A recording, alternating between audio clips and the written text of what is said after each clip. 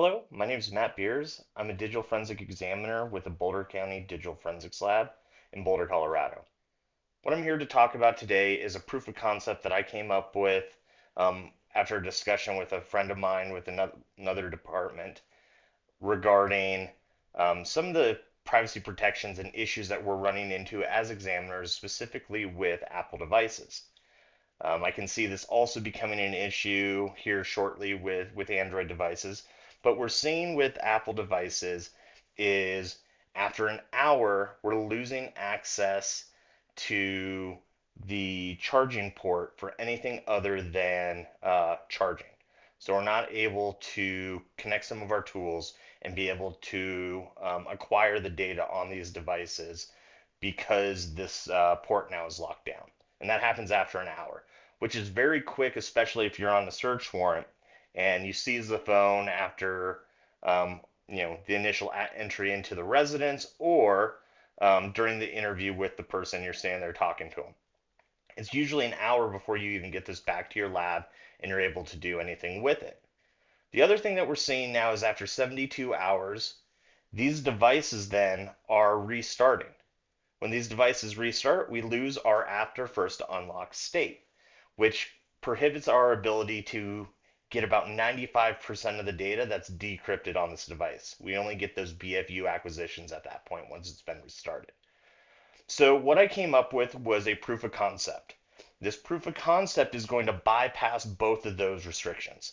It's going to continuously still provide access to our data port or our charging port.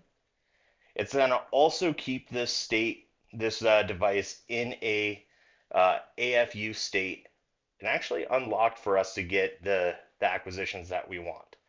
Okay, so what I'm going to talk about is first we have a Apple iPhone. It doesn't matter if it's Lightning or USB-C. We have this generic, this is not an Apple brand, this is a generic data adapter. We used these back in the day when they first put in this USB lockdown here. But what we have here is just a generic adapter. What this adapter does is it allows access to a USB-C port right here. This could be Lightning, it depends on which device you have, and access to a USB port. The other end is going to be the adapter type for your device. So I have generic ones of these that is a Lightning end, and in this case I have a USB-C end for this iPhone 15. We also have these AT Tiny 85 chips that have a USB end on them that I've programmed with a custom script that's available. If you're seeing this, it might be available from where you're seeing this video on GitHub, but this is available for you to actually then program yourself if you want to purchase them and program. This one is the same thing. I just 3D printed a case for it, so it's a little bit easier to handle and work around. And I got 5 of these for about $15. So they're about $3 a piece. They actually come down in price if you do them. And they took about, once the script was written, it took about 5 seconds to code each one of these or program each one of these. So what these act like is an HID device. So when you plug this in, it's not actually recognizing this as, say, like a USB storage device. It's actually seeing this as a mouse. So in this case, I've programmed it to be a mouse jiggler. And most mouse jigglers that are out there for our forensics are about 30-second wiggles. So meaning that the mouse moves once every 30 seconds, and that works great, right, for computers when we're worried about computers locking down and shutting down. With phones, when we turn them on, they're not up for 30 seconds. They're actually up for a lot less time than that. So it makes these very difficult to use our forensic mouse jigglers that are out there. You can see how quickly that phone turned off.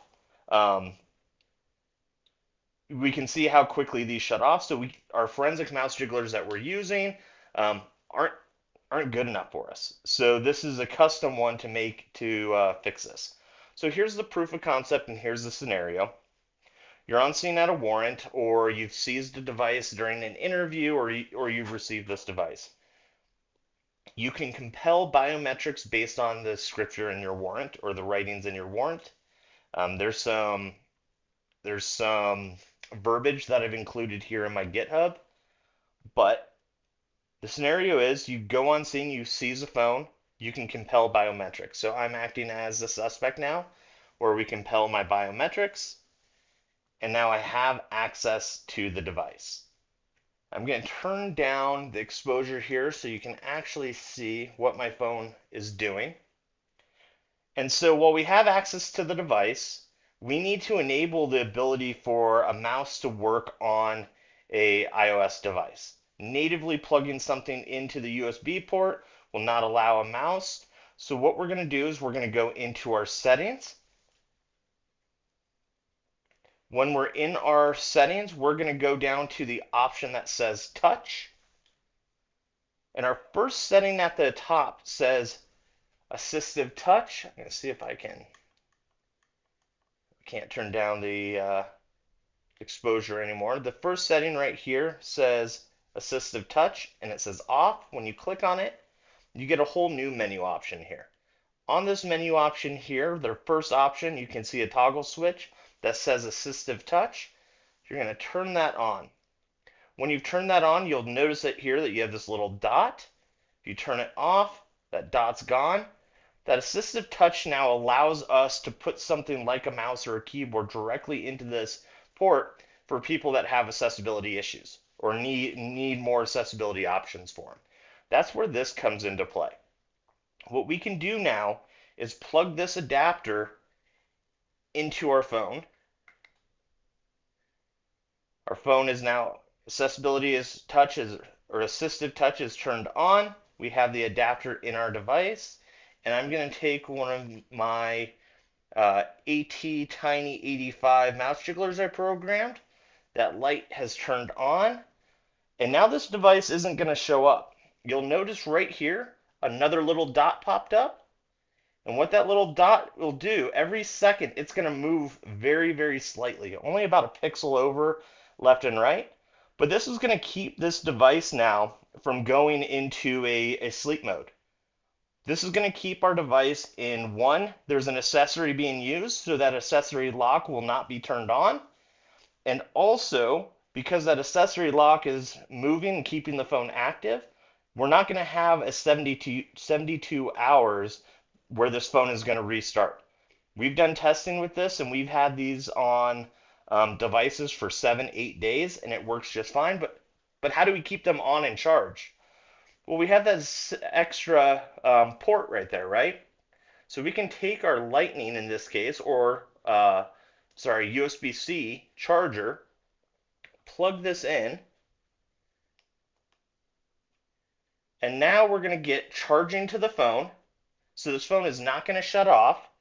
We now have this custom mouse jiggler right there.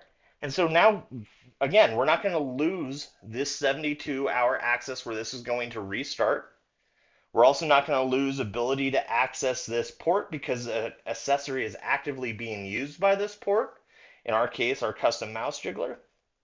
And now we're in a good place, right? We can take this now, and this can sit on a rack until we get a search warrant for the device, or until we're ready to process this in our lab. Again, like I said, we've had this set up and had been testing this for over a week to see how this would react, and it will stay in the state continuously through that time. You could put it on the home screen, whatever you want to do, you can remain in this state at this time. Now, when you're documenting this in your report, there's this concern, right? Like, well, how do you know what this device is doing? Well, I've provided you with a script. The script has outlines that will show you where a mouse jiggler is being created, how often or how many seconds this little mouse, you can't really see a little dot right there, how often that is moving. It's once every second. And now we bypass those restrictions on Apple devices. Again, what this requires is somehow that you have the device unlocked for a temporary time, which means, in our case, compelling biometrics. I'm hoping to include some verbiage for your warrants for compelling biometrics in my GitHub. My GitHub will be up on um, github.com/thebeersboys, and we'll be good to go. Hope you guys appreciate this proof of concept to keep our cell phones alive and in an AFU state that we can acquire them and get our either our partial file systems or our full file systems. But here we are in a really good place for these, so we don't lose those 72-hour restart and lose BFU mode. We also don't lose access to being able to plug in anything other than a charger into our charging/data point. Thank you.